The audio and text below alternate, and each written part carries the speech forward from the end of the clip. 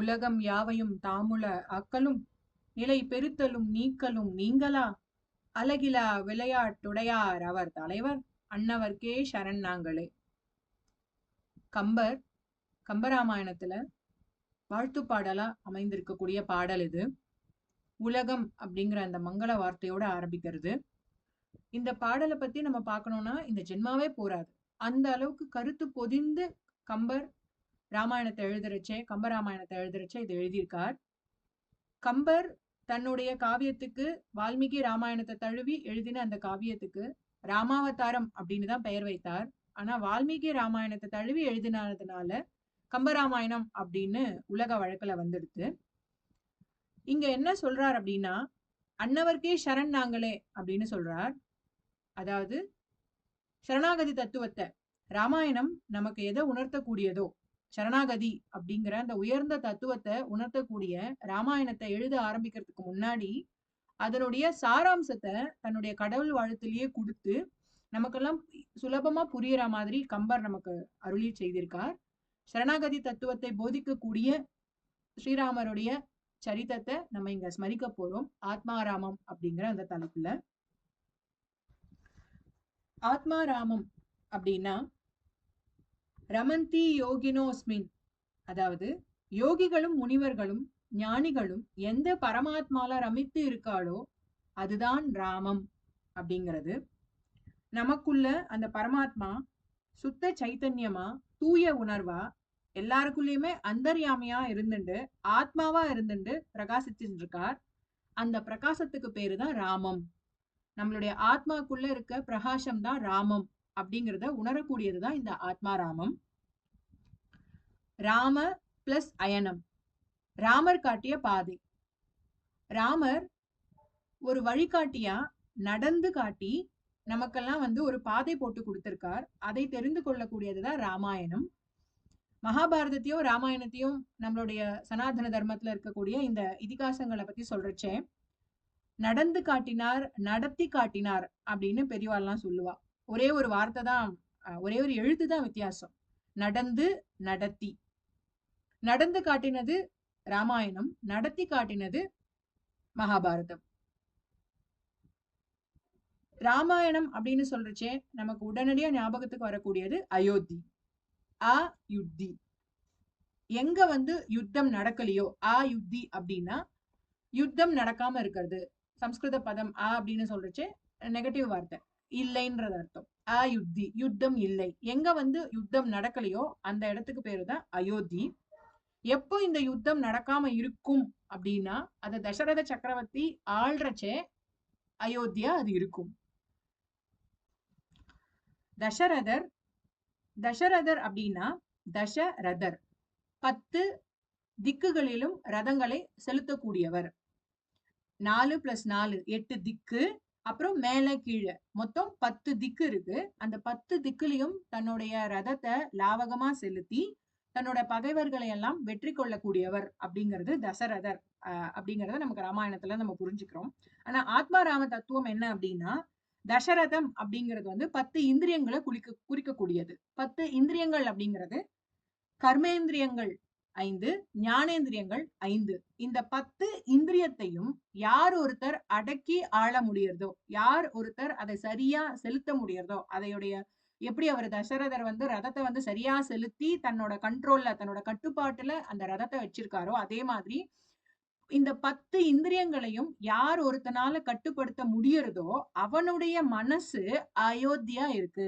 ஆயுத்யா, அதாவது எந்த விதமான சஞ்சலமும் இல்லாம அமைதியா இருக்கு. இந்திரியங்களை கட்டுப்படுத்தக்கூடியவனுடைய சிந்தனை தெளிவா இருக்கு, யுத்தம் இல்லாமல் இருக்கு அப்படிங்கிறது தசரதர். அவர் அயோத்தியை ஆள்கிறார் அப்படிங்கறத நம்ம புரிஞ்சுக்கலாம்.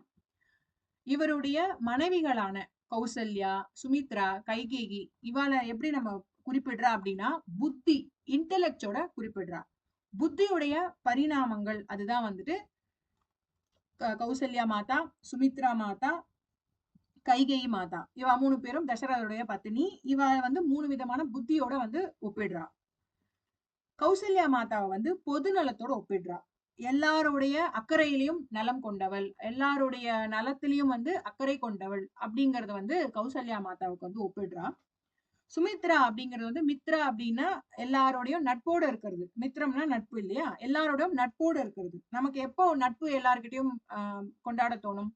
இவா பெரியவா, இவா சின்னவா அப்படிங்கிற அந்த சிந்தனை இல்லாம எல்லாருமே சமம் அப்படிங்கிறச்சேதான் நம்ம வந்து அவள்கிட்ட நட்புணர்வோட இருப்போம்.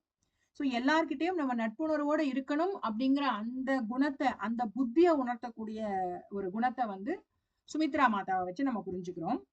கைகேயி மாதா வந்து 2 எக்ஸ்ட்ரீம்க்கு சொல்லுவா. 2 விதமான எதிரெதிர் குணாதிசயங்களுக்கு வந்து கைகேயி மாதா குறிப்பிடுறா. ஒண்ணு வந்து என்னன்னா ஆசை, பேஷன்னு சொல்லக்கூடிய அந்த ஆசை. இன்னொன்னு வந்து கம்பேஷன், காருண்யம். ஆசைக்கும் காருண்யத்துக்கும் 2 விதமான எதிரெதிர் குணங்கள் கொண்ட ஒரு குணாதிசயத்தை வந்து கைகேயி மாதாவோட குறிப்பிடுறா. ஏன் அப்படின்னா ஸ்ரீராமச்சந்திர பிரபுவும் சீதா மாதாவும் கல்யாணம் முடிஞ்சு அவ முதல்ல அயோத்திக்கு வரச்சே கைகேயி மாதாக்கு விஷயம் தெரிஞ்சு அவ்வளோ சந்தோஷப்பட்டு தன்னுடைய மகால் இருந்துட்டு இருந்த அந்த மகால் கனகபவன் சொல்ற அந்த தன்னுடைய மகாலையே வந்து ஸ்ரீராமச்சந்திர பிரபுக்கு கொடுத்துட்டா. இருக்கிறதுலயே வந்து அவருடைய அந்த 3 மனைவியிலேயே தசரதருக்கு வந்து ரொம்ப பிரீத்தி யார் மேலனா கைகேயி மேல. அவளுடைய மகால் வந்து ஃபுல்லா கனக பவனம் தங்கத்தாலேயே இழைச்சி அவரு அத நிர்மாணம் பண்ணி கொடுத்திருந்தார். அது உள்ள இருக்கக்கூடிய எல்லா பொருளுமே வந்துட்டு தி பெஸ்டா இருந்தது. எது எதெல்லாம் சிறந்ததோ அதெல்லாம் அங்க இருந்தது. அப்படிப்பட்ட ஒரு இடத்த வந்து தன்னுடைய புத்திரன் பரதனுக்கு கொடுக்கல. ஆனா தன்னுடைய இன்னொரு புத்திரரா தனக்கு பிறக்கல அப்படின்னாலும் இன்னொரு புத்திரரா இருக்கக்கூடிய ஸ்ரீராமச்சந்திர பிரபுக்கு கைகேயி மாதா கொடுத்துட்டா. காரணம் என்னன்னா ராமர் மேல அவ்வளவு பிரியமா. அப்ப அவ கிட்ட வந்து அந்த காருண்ய குணம் மேலோங்கி இருந்தது. அந்த காருண்ய குணம் இருக்கிறச்சே தான் இருந்த அந்த கனக பவனத்தை கொடுத்துட்டா. இப்போ நம்ம அயோத்திக்கு போனா அந்த கனக பவனம் வந்து நம்ம தரிசனம் பண்ணலாம். ஆனா அப்போ இருந்த அந்த ஒரு இது அந்த அந்த அந்த ஜொலிப்பு அந்த ஒரு இது இருக்கா அப்படின்னா இப்போ இல்ல. ஏன்னா எத்தனையோ யுகங்கள் ஆயிடுது. அண்ட் இப்ப நம்ம கலியுகத்துல வேற இருந்துட்டு இருக்கோம். இப்போ இருக்கிற இந்த பொல்யூஷனுக்கும் அது ஏதோ கொஞ்சம் காப்பாற்றப்பட்டு இருக்கு அப்படிங்கிறது வந்து ரொம்ப சந்தோஷம். கைகேயி மாதா கொடுத்த அந்த கணக்கு பவன்ல தான் 12 வருஷம் ராமச்சந்திர பிரபுவும் சீதா மாதாவும் இருந்தா அப்படிங்கிறது நமக்கு தெரியும். சோ எப்ப வந்து கம்பேஷன் ஜாஸ்தியா இருதோ, காருண்யம் ஜாஸ்தியா இருதோ, அப்ப வந்து அவ இந்த மாதிரி ஒரு ஒரு அன்போட அவ நடந்துக்கிறா. இப்போ இந்த கம்பேஷன் போய் ஆசை மேலோங்கிறச்ச இந்த இந்த ஆசையை வந்து ஒரு மந்தரை அப்படின்னு சொல்லக்கூடிய அவ வந்து அந்த தூண்டி விடுறச்சே பரதனை பத்தி உயர்வாவும் ராமன் வந்து அந்த சிம்மாசனத்துல அவர் அமர்ந்தாச்சு அப்படின்னா என்ன நடக்கும் அப்படிங்கிறதையும் அவ வந்து ஒரு பகட்டோட ஒரு மாயையோட அவ சொல்றச்சே அந்த ஆசை அப்படிங்கிறது வந்து அந்த மாயை அந்த கூனி அப்படின்னு சொல்லக்கூடிய அந்த மாயை வந்து இவாளை வந்து புடிச்சுக்கிறச்சே புத்திய வந்து புடிச்சுக்கிறச்சே அந்த காருண்யம் மறைஞ்சு ஆசை மேலோங்கி போயிடுறது. அதனாலதான் இந்த எல்லா துன்பமும் நடக்கிறது அப்படிங்கறத நம்ம கைகேயி மாதாவை வச்சு நம்ம புரிஞ்சுக்கிறோம். ஆக இன்டெலெக்ட் புத்தி அப்படிங்கறது வந்து 3 பரிமாணத்துல ஒப்பிடுறா. பொதுநலத்தோட இருக்கக்கூடிய கௌசல்யா மாதா, நட்பு பாராட்டுற சுமித்ரா மாதா, காருண்யம் ஆசை 2மே கொண்ட கைகேயி மாதா. இந்த இந்த இப்போ வந்து கைகேயி மாதாக்கு காருண்யம் அதிகமா இருக்கிறது. நட்போட இருக்கக்கூடிய சுமித்ரா மாதா, பொதுநலத்தோடு இருக்கக்கூடிய கௌசல்யா மாதா. இந்த புத்தி இந்த 3 விதமான குணங்கள் கொண்ட இந்த புத்தி மனசோட சேரும் போது தசரதர்னு சொல்லக்கூடிய மனசோட சேர்றச்சு அப்ப அந்த இடத்துல வந்து அமைதி வந்து பிறக்கிறது. அந்த அமைதியும் புத்தியும் சேர்ந்துதான் நமக்கு ஸ்ரீராமச்சந்திர பிரபுவாவும் லக்ஷ்மணராவும் பரத சத்ருக்னாலாவும் கிடைக்கிறாங்க. இங்க வந்து பகவத்கீதால இருந்து ஒரு ஸ்லோகத்தை வந்து நம்ம இங்க ஸ்மரிச்சுட்டே ஆகணும். பிரஜஹாதி யதா காமான் சர்வன் பார்த்த மனோகதான் ஆத்மன்யேவாத்மனா துஷ்டஹ ஸ்தித பிரயக்ஞன் ததோச்சதே. இதனுடைய அர்த்தம் என்னன்னா பகவான் கிருஷ்ணர் சொல்றார், ஞானிங்கிறவர் தனக்குள்ளேயே தன்னாலேயே சந்தோஷம் அடைபவர். அதாவது ராமக அப்படிங்கிற அந்த சப்தத்துக்கு அர்த்தம் என்ன அப்படின்னா தனக்குள்ளேயே ஆனந்தம் அடைதல். அப்படி பாக்குறச்சே இந்த பரமாத்ம தத்துவமான ராம அப்படிங்கிற அந்த சப்தத்துக்கு என்ன அர்த்தம்னா தனக்குள்ளேயே ஆனந்தம் அடைதல் அப்படிங்கிறது அர்த்தம். இப்போ ஸ்ரீராமச்சந்திர பிரபு இந்திரியங்களை கட்டுப்படுத்திய மனதை கொண்ட தசரதர் இன்டலெக்ட், பொதுநலம், நட்பு, காருண்யம் கொண்ட அந்த புத்தி, இந்த இந்திரியங்கள் கட்டுப்பட்டு புத்தியோட சேர்றச்சே நமக்கு வந்து ராமர், லக்ஷ்மணர், பரதர், சத்ருக்னர் அப்படின்ற 4 பேர் நமக்கு கிடைக்கிறான். ஸ்ரீராமச்சந்திர பிரபுவை வந்து பரமாத்மா தத்துவத்தோட நம்ம புரிஞ்சுக்கிறோம். பரமாத்மா நமக்குள்ளேயே இருந்து, நமக்குள்ளேயே வந்து அந்தர்யாமியா இருந்து எப்பவுமே நித்திய ஆனந்தத்துல இருக்கக்கூடிய ஸ்வரூபம் ஸ்ரீராமச்சந்திர பிரபுவுடைய ஸ்வரூபம்.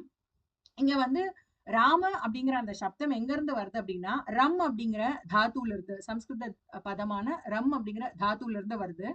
ரம் அப்படின்னா என்னன்னா ஆனந்தமா இருக்கிறது. சோ ரமயதி அப்படின்னா நமக்குள்ளேயே ஆனந்தமா இருக்கிறது, நம்மளுடைய ஆத்மாலேயே லயித்து இருக்கிறது அப்படிங்கிறது தான் பொருள்.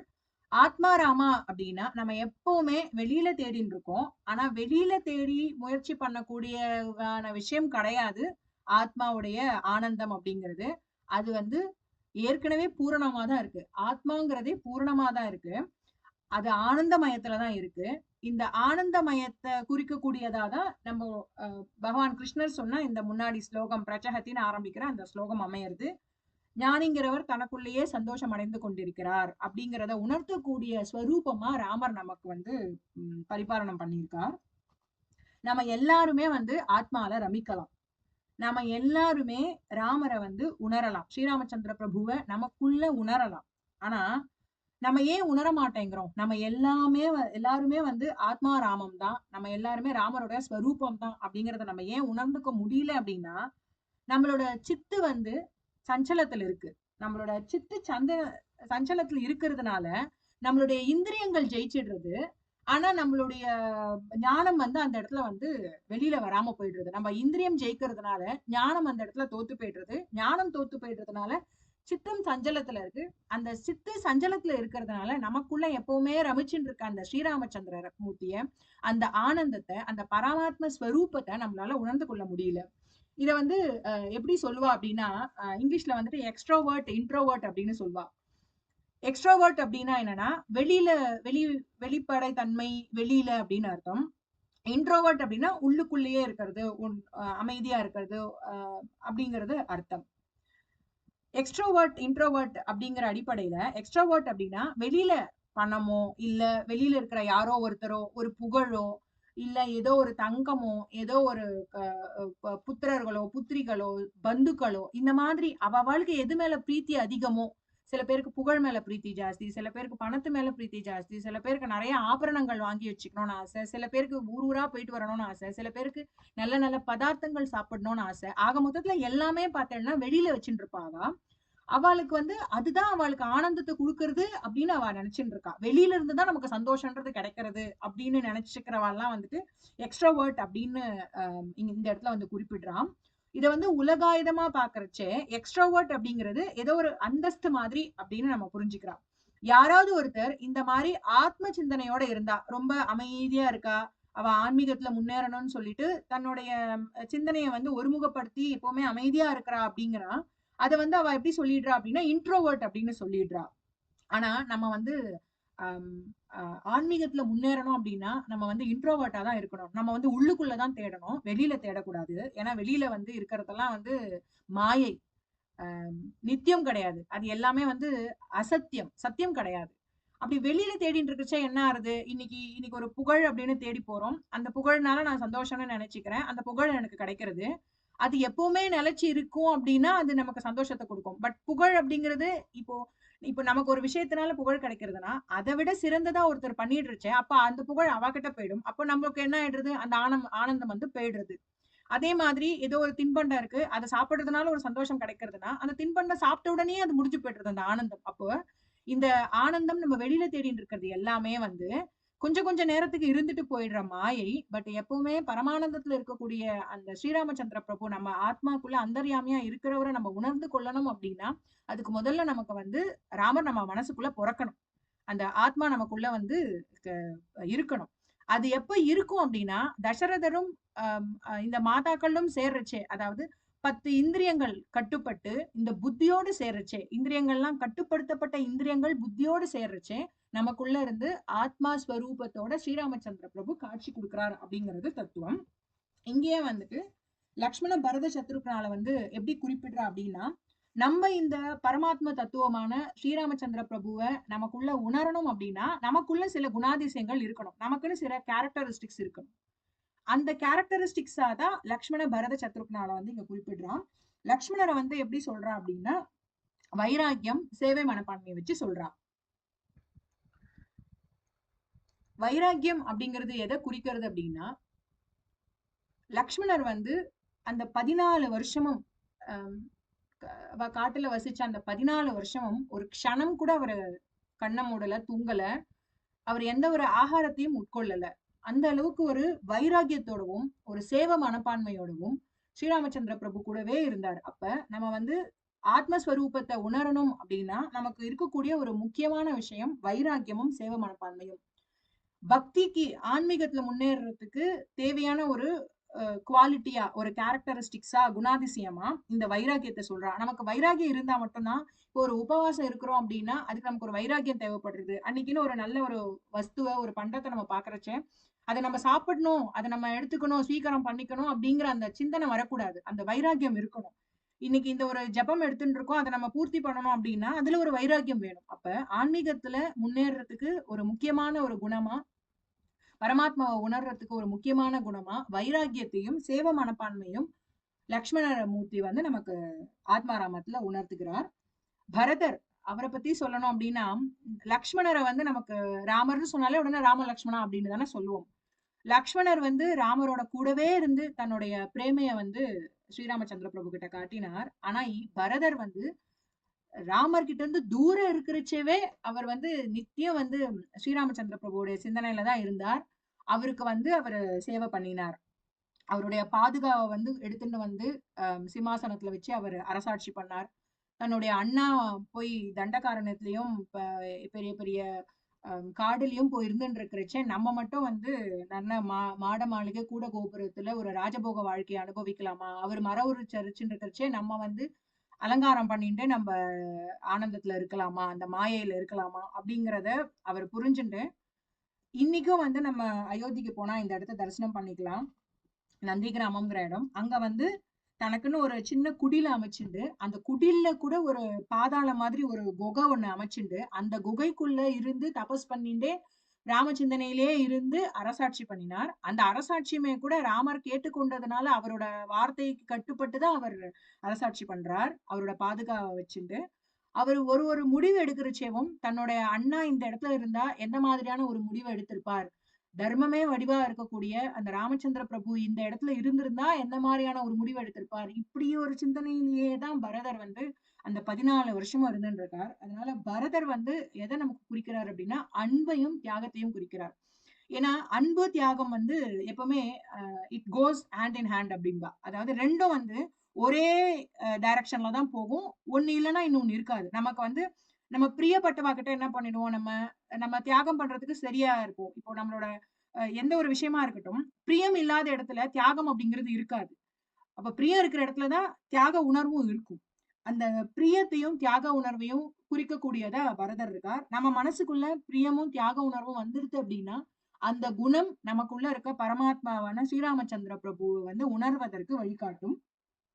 சத்ருக்னர் அப்படிங்கிறது வந்து சத் ருக்னர், அதாவது அவருக்கு வந்து எதிரிகளே கிடையாது, சத்ருவே கிடையாது, சத்ருவை எல்லாம் வந்து ஜெயிச்சவர் அப்படிங்கிறது இந்த இடத்துல பொருள். இது வந்து எப்படி புரிஞ்சுக்கலாம்னா தாச அப்படின்னு சத்ருக்னரை சொல்லுவார்.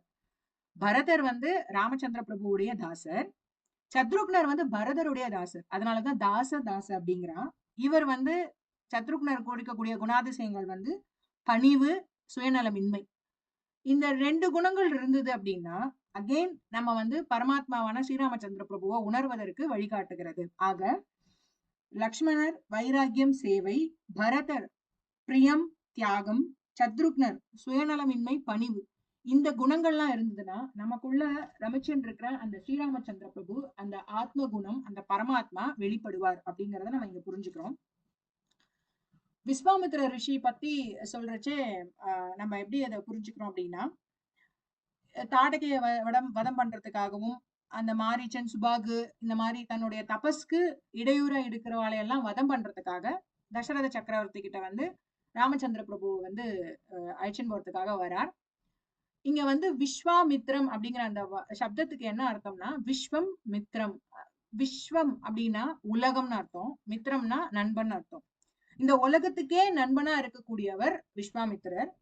இங்க வந்து எப்படி பொருள்னா நம்மளுடைய ஆன்மீக முன்னேற்றத்துக்கு இவர் வந்து உறுதுணையா இருக்கிறார். அரண்மனையில இருந்த ராமரை உலக க்ஷேமத்துக்காக லோக க்ஷேமத்துக்காக காட்டகைய வதம் பண்ணி சுபாகுவ வதம் பண்ணி அழிச்சுட்டு போறார். இவாளை வதம் பண்றதுக்காக அழிச்சுட்டு போறார். அந்த மாதிரி ஒரு குரு நமக்கு வந்து ஆத்ம அனுபவம் கிடைக்கிறதுக்காக, அந்த ஆத்ம அனுபவம் பிரதிபலிக்கிறதுக்காக, ஆத்ம அனுபவம் பிரதிபலிக்கும் போது க்ஷேமம் உண்டாகும். அந்த ஆத்மானுபவம் பிரதிபலிக்கிறதுக்கு ஒரு குருவா இருந்து வழி நடத்துவதற்கு நமக்கு வந்து ஒரு குரு நமக்கு தேவைப்படுறார். அந்த குருவா வந்து இந்த விஸ்வாமித்ர ரிஷியை வந்து ஒப்பிடுறார். அப்போ நம்ம உலகத்துக்கே நண்பனா இருக்கிறச்சே, யாரோடும் பகை கொள்ளாம நம்ம எல்லாரோடவும் நண்பனா இருக்கிறச்சே, நமக்குள்ள வந்து அந்த ஆத்மஸ்வரூபம், அந்த ஆத்ம அனுபவம் வந்து நமக்குள்ள கிடைக்கிறது அப்படிங்கிறது இங்க பொருள்.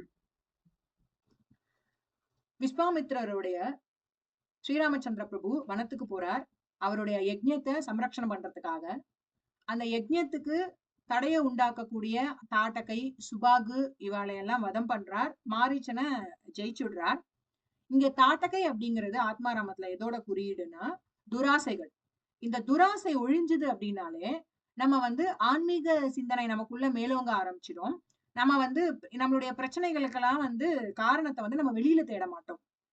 நமக்கு வந்து ஆன்மீகத்துல நம்ம முன்னேறின்னு இருக்கோம் அப்படிங்கறத எதை வச்சு புரிஞ்சுக்கலாம் அப்படின்னா, நம்ம எல்லாரையும் கட்டுப்படுத்தணும், எல்லாரையும் வந்து நம்ம சொல்றதுதான் அவெல்லாம் கேட்கணும், எந்த ஒரு பிரச்சனையா இருந்தாலும் அதுக்கு காரணம் வந்து பிரத்தியார் தான் அப்படிங்கிற அந்த சிந்தனை நமக்குள்ள மேலெழுந்து இருந்தது அப்படின்னா, அப்போ நம்ம நம்ம வந்து தாட்டகை மாதிரி ஆயின்னு இருக்கோம் அப்படிங்கிறது அர்த்தம். நமக்குள்ள அந்த துராசைகள்லாம் நம்மள வந்து சரியா சிந்தனை பண்ண விடாம, நம்ம பிரச்சனைகளை வந்து வெளியில வெளியிலன்னு சொல்லிட்டு காரணத்தை வந்து வெளியில கண்டுபிடிச்சுட்டு இருக்கோம் அப்படிங்கிறது அர்த்தம். அப்ப இந்த ஃபால்ஸ் நோஷன், மிஸ்கன்செப்ஷன் இருக்கக்கூடிய இந்த துராசைகளோட குறியீடா இருக்கக்கூடிய அந்த தாட்டகைய வதம் பண்ணிட்டோம் அப்படின்னா, இவாளோட பசங்களா இருக்கக்கூடிய மாரீச்சன் சுபாகும் துக்கம், அதுக்கப்புறமா தீய உந்துதல்கள் அதோடைய குறியீடா நம்ம பாக்குறோம்.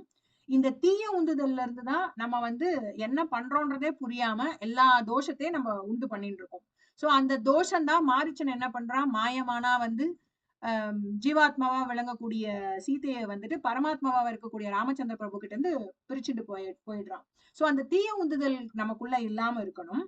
அதே மாதிரி நம்ம வந்து அந்த தீய உந்துதல் வந்துடுது அப்படின்னா நம்ம எதை பத்தியுமே நம்ம யோசிக்க மாட்டோம்.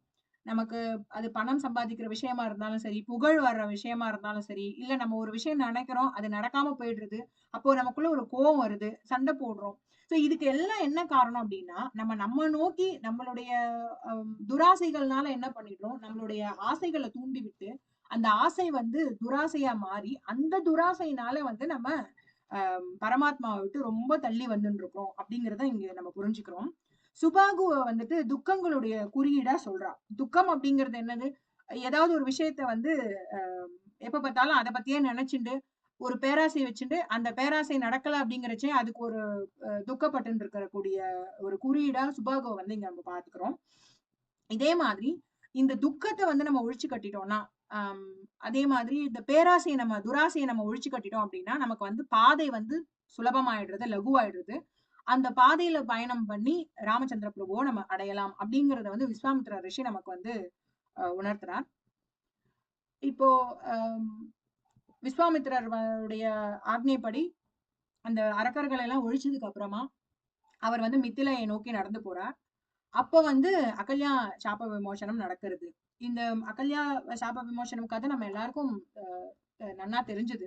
இதுல நான் முன்வைக்கக்கூடிய கருத்து என்னன்னா, இந்த இந்த கதை வந்து இளைய தலைமுறைய போய் சேரணும். இன்னைக்கு நிறைய நிறைய ஊடகங்கள்லயும் சரி, நிறைய புத்தகங்கள்லயும் சரி, இன்னைக்கு இருக்கிற யுவதி இவா இளைஞர்கள் இவா கையில இருக்கக்கூடிய அந்த தொலைபேசி வாயிலா இந்த சோசியல் மீடியான்னு சொல்லக்கூடிய இந்த சமூக வலைதளத்துல எல்லாம் இந்த பெண் விடுதலை, பெண் அடிமைத்தனம் இந்த மாதிரியான தவறான கருத்துக்கள்லாம் வந்து நிறைய பகிர்ந்துட்டு இருக்கா.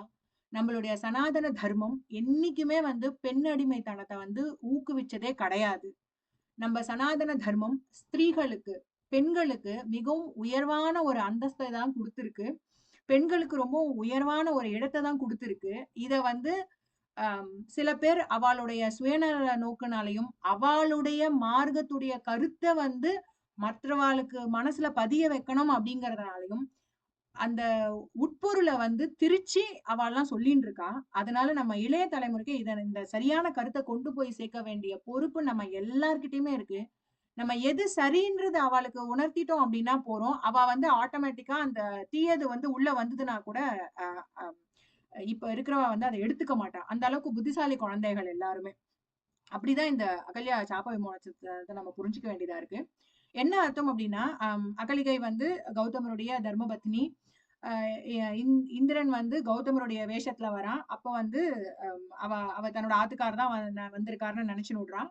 அதுக்கப்புறம் என்ன ஆயிடுறது, கௌதமருக்கு இது தெரிய வருது. உடனே வந்து சாபம் கொடுத்துடுறாரு. இது வெளியில இருந்து பாக்குறவாளுக்கு இந்த இடத்துல தவறு நடந்ததுல இந்திரனும் தானே சம்பந்தப்பட்டிருக்கார். இந்திரன் வந்து ஒரு புருஷர், ஒரு ஆண்மகன். ஆனா தண்டனை வந்து ஒரு ஸ்திரீக்கு கொடுத்திருக்காரு. இது என்ன மேல் சாவரனிசமா இருக்கே, ஆணாதிக்கமா இருக்கே. ஒரு தவறுன்னு நடந்திருக்குச்சே அந்த பெண்ணுக்கு மட்டும்தான் தண்டனையா, அந்த ஆணுக்கு தண்டனை இல்லையா அப்படின்லாம் கேட்டுப்பா.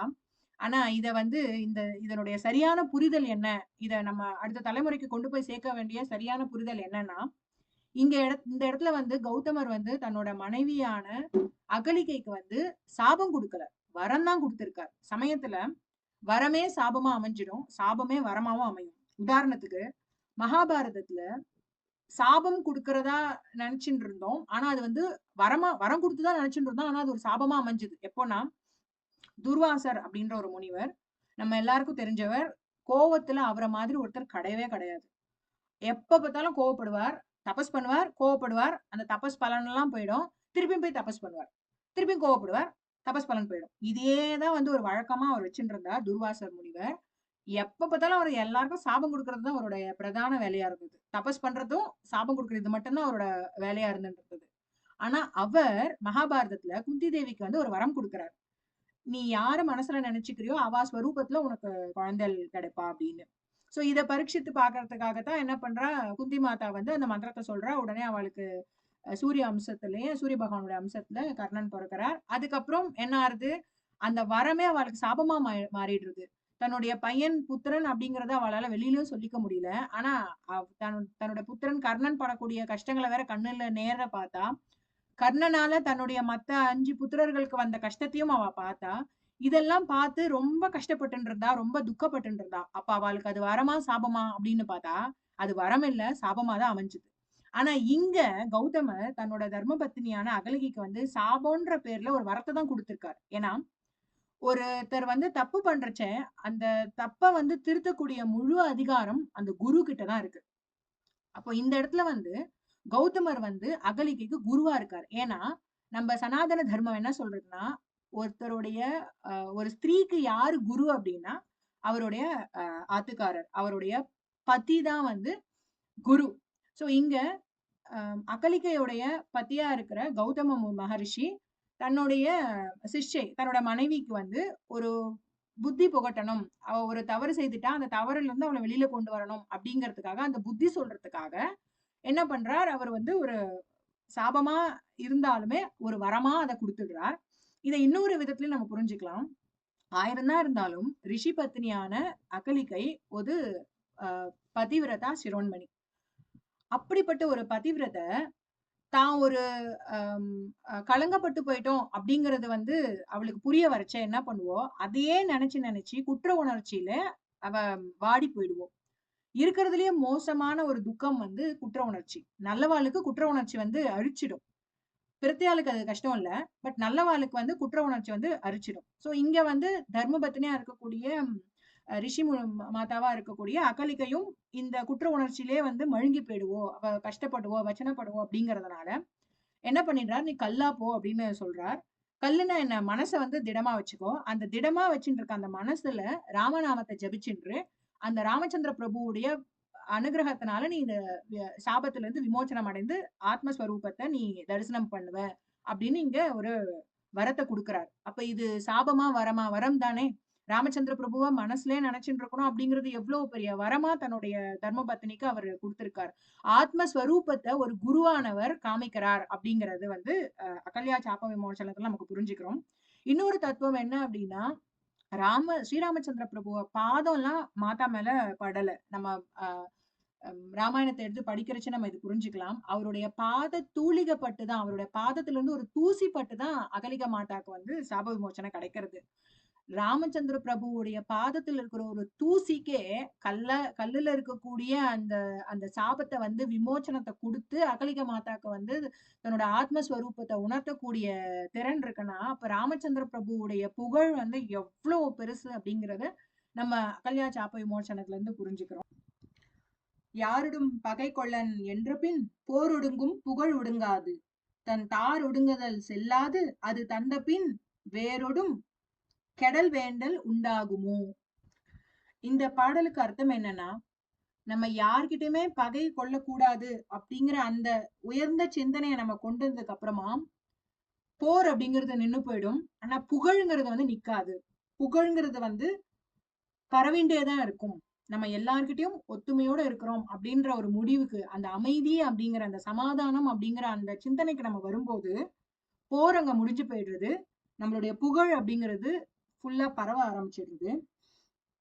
இந்த யார்கிட்டயுமே வந்து எந்த ஒரு பகை உணர்வையும் நம்ம வளர்த்துக்க கூடாது அப்படிங்கிற இந்த உயர்ந்த தத்துவத்தை நம்மளுடைய சனாதன தர்மம் போதிக்கிறது, ராமாயணம் மூலமா போதிக்கிறது. இன்னைக்கு உலகத்தை எடுத்துட்டோம்னா, நம்மள சுத்தி இருக்கிற நாடுகளும் சரி, தூரம் இருக்கிற நாடுகளும் சரி, எப்பவுமே ஒரு பகை உணர்வோடவே இருந்துட்டு இருக்கா. அந்த பகை உணர்வுனாலதான் போர் வருது. அந்த போர்னால எத்தனை எத்தனை ஜீவராசிகள் பாதிக்கப்படுறது, எத்தனை அப்பாவி மக்கள் பாதிக்கப்படுறா.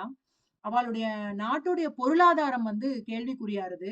அது அவ நாட்டோட பொருளாதாரம் மட்டுமல்ல, இன்னைக்கு உலகமயமாக்கல் இருக்கிறதுனால எல்லாருமே சார்ந்து இருந்துட்டு இருக்கோம். அப்ப ஏதோ ஒரு மூலையில 2 நாடுகள் சண்டை போட்டுக்கிறச்சு அது அவளோட முடிஞ்சு போறது இல்ல, அது உலகத்துல இருக்கிற எல்லாரையுமே வந்து பாதிக்கிறது. அப்ப இந்த போர் அப்படிங்கிறது ஒடுங்கணும் அப்படின்னா அந்த அமைதி அப்படிங்கறத நமக்கு சித்திக்கணும்.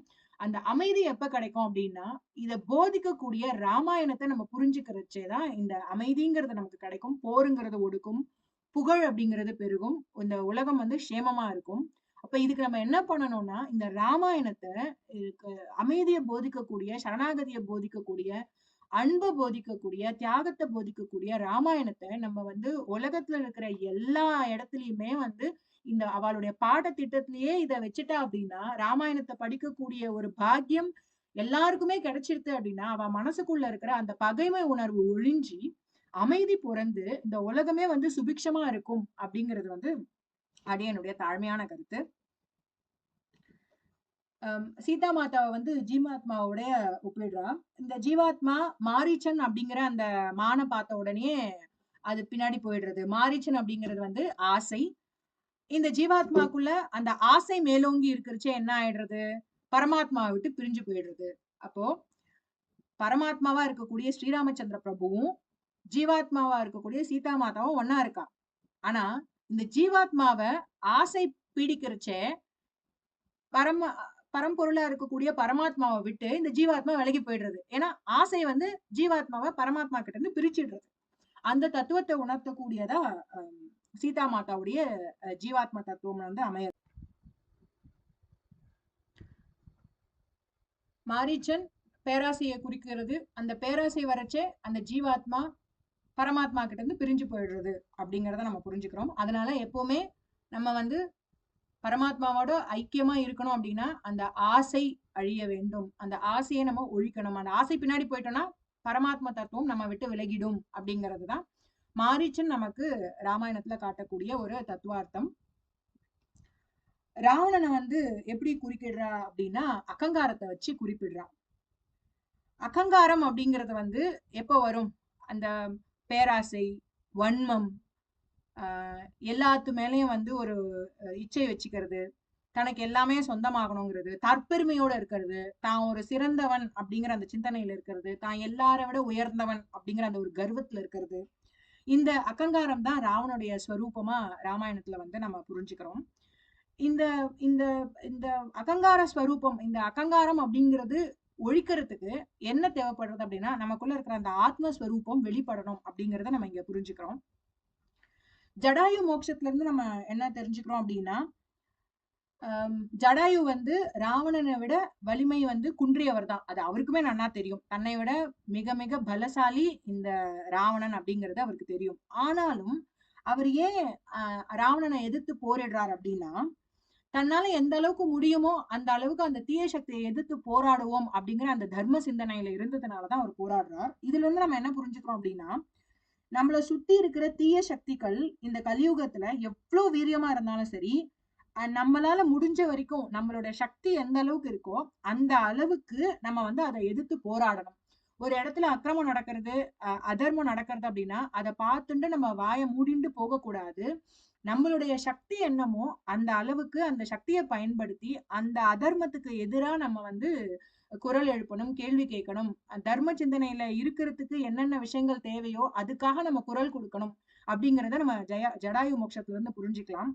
அது மட்டும் இல்ல, இங்க வந்து இந்த short term victory, long term victory அப்படின்னு சொல்லுவா. அதாவது ஜடாயு வந்து பாக்குறச்சே நமக்கு என்ன தோணும், பாவம் அவர் வந்து எதிர்த்து போரிட்டார், ஆனா அவரால் ராவணனை ஜெயிக்க முடியல, அவரு சுவாமிகிட்ட போயிட்டார், மோட்சத்தை அடைஞ்சிட்டார் அப்படின்னு நம்ம புரிஞ்சுக்கிறோம். ஆனா அவருடைய சிந்தனை தான் அங்க ஜெயிச்சிருக்கு. அவரோட சிந்தனை என்ன? ஜடாயோட சிந்தனை சீதா மாதாவை எப்படியாவது ராமர் கிட்ட கொண்டு போய் சேர்க்கறதுக்கு இந்த ராவணன் கிட்ட இருந்து காப்பாத்தணும், இந்த ராவணனை வந்து எப்படியாவது அழிச்சிடணும் அப்படின்னு அவர் போராடுறார். அவரால ஜெயிக்க முடியலனாலும் அவருடைய சிந்தனை வந்து ஜெயிச்சிடுது. அதுதானே கடைசியில நடக்கிறது. ராமர் வந்து ராவணனை வதம் பண்ணி யுத்தத்துல ஜெயிச்சு சீதா மாதாவை மீட்டுண்டு போறார். அப்ப ஜடாயுடைய அந்த எண்ணம் தானே பலிச்சுது.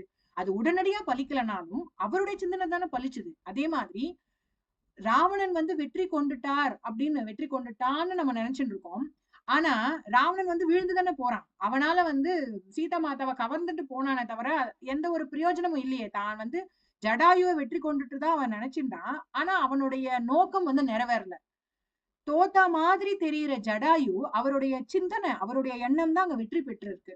அதனால தீய சக்திகளை எதிர்த்து நம்ம போராடுறச்சே, அதர்மத்தை எதிர்த்து நம்ம போராடுறச்சே, நமக்கு வந்து நம்மளால அதுல ஒரு முன்னேற்றத்தை கொண்டு போக முடியல அப்படின்னாலும் கண்டிப்பா ஒரு நாள் வந்து தர்மோ ரக்ஷத்தை ரட்சிதகன்னு சொல்ற மாதிரி அந்த தர்மம் வந்து கண்டிப்பா வந்து ரட்சிக்கப்படும். தன்னை காப்பாற்றுவர்களையும் இந்த தர்மம் வந்து காப்பாற்றும் அப்படிங்கிறது இங்க தாற்பயம். சோ தன்னுடைய சிந்தனை வந்து அங்க ஜெயிச்சிடுறது. அப்ப நமக்கு வெற்றி கிடைக்கலனாலும் ஒரு அதர்மத்தை நோக்கி நம்ம போராடும் போது கண்டிப்பா ஒரு நாள் வந்து அதற்கான பலன் நமக்கு கிடைக்கும் அப்படிங்கறதுதான் ஜடாயு மோட்சத்துல இருந்து நம்ம புரிஞ்சுக்கக்கூடிய தத்துவம். அனுமார் சுவாமிய பத்தி சொல்லாம நம்ம எப்படி ராமாயணத்தை வந்து ஸ்மரிச்சுக்கிறது, ராமரை வந்து நம்ம கொண்டாடுறது? ஹனுமான் அப்படின்னு சொல்றச்சவே, அவருடைய அந்த ரூபத்தை பாக்குறச்சவே நம்மளுடைய துக்கம், நம்மளுடைய கோபம், நம்மளுடைய பேராசை, வன்மம், இந்த மாதிரி துராசைகள் எல்லாம் போய் ஒரு அன்பு, ஒரு அமைதி, ஒரு சக்தி இதெல்லாம் வெளிப்படுறத நம்ம உணரலாம். அனுமான வந்து சுவாமிய வந்து ராமாயணத்துல ராம தத்துவத்துல ஆத்மா ராமத்துல எப்படி குறிப்பிடுறா அப்படின்னா குருவா குறிப்பிடுறா. ஏன்னா அனுமானே வந்து ருத்ரருடைய ஸ்வரூபம், ஈஸ்வரருடைய ஸ்வரூபம். ஈஸ்வரர் யாரு? குரு. ஏன்னா நம்ம சதாசிவ சமாரம்பம் அப்படின்னு தானே நம்ம குருவை வந்து ஸ்மரிக்கிச்சே சொல்றோம்.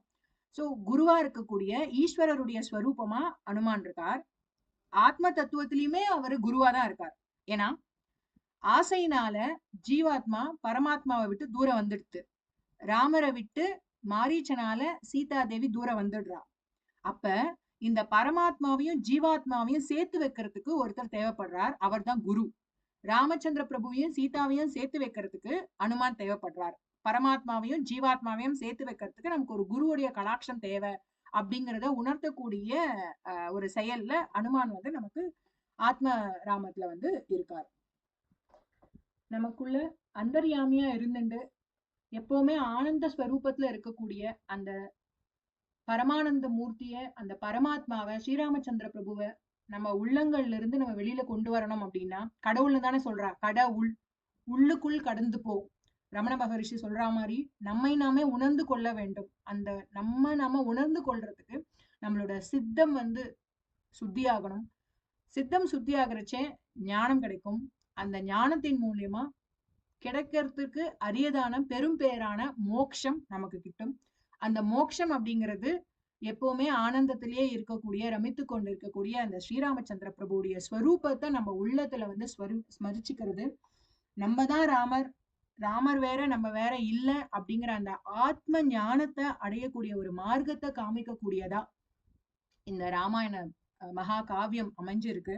ஆக 10 இந்திரியங்களையும் ஜெயிச்சு புத்தி சரியா இருந்து மனசுல அமைதி இருக்கிறச்சே அந்த ஆத்ம தத்துவம் வெளிப்படுறது. அந்த ஆத்ம தத்துவம் ஜீவாத்மாவோட எப்பவுமே இருந்துட்டு அப்படின்னா அந்த இடத்துல வந்து பரமானந்தம் கிடைக்கிறது. அந்த ஜீவாத்மா ஆசைய நோக்கி போகாம பரமாத்ம தத்துவத்தோட இருக்கிறச்சே அந்த ஆனந்தம் வெளிப்படுறது. இந்த பரமானந்தத்தை அடையறதுக்கு நமக்கு வைராக்கியம், சேவை, அன்பு, தியாகம், சுயநலம் இன்மை, பணிவு, எல்லோருடையும் அன்போடவும் நட்போடவும் பகமை பாராட்டாமல் அமைதியிலும் ஆனந்தத்திலும் இருக்க வேண்டும் அப்படிங்கக்கூடிய ஒரு உயர்ந்த தத்துவத்தை உணர்த்தக்கூடியதா இன்னைக்கு உலகம் ஃபுல்லா இருக்கக்கூடிய இந்த பேராசை, பகை உணர்வு, பிறன்மனை நோக்குதல், பிறர் பொருளை கவருதல், இந்த மாதிரியான பஞ்சமா பாதகங்களை எல்லாம் ஒழிக்கக்கூடிய ஒரு விஷயத்த நமக்கு போதிக்கக்கூடியதா நம்ம சனாதன தர்மத்துல நமக்கு ராமாயணம் கிடைச்சிருக்கு. நமக்கு வாய்ப்பு கிடைக்கிறச்செல்லாம் ராமாயணத்தை படிப்போம். ராமச்சந்திர பிரபு காட்டின வழியில நம்ம நடந்துப்போம். சனாதன தர்மத்துல தர்மத்தின் வடிவமாவே இருக்கக்கூடிய ராமச்சந்திர பிரபு தர்மத்துக்கே வந்து ஒரு ஒரு உயர்வை கொடுத்தவர் ராமச்சந்திர பிரபு. ராமோ விக்கிரகவான் தர்மக, தர்மம் வேற ராமர் வேலை கிடையாது. தர்மத்தின் படி நடந்தோம் அப்படின்னா நம்மளுடைய ஆனந்தம், நம்மளுடைய சித்தம் சுத்தியாகி நம்ம பரமாத்மாவை உணர்வோம் அப்படிங்கிறதுதான் ஸ்ரீராமச்சந்திர பிரபு நமக்கு ராமாயணத்துல வழிகாட்டி கொடுக்கிறார். நாடிய பொருள் கைகூடும், ஞானமும் புகழும் உண்டாம், வீடியல் வழியதாகும் வேரியங் கமலை நோக்கும், நீடிய அரக்கர் சேனை நீருபட்டெழிய வாகை சூடிய சிலையிராமன் தோல்வழி கூறுவோர்க்கே. ராம் ராம்.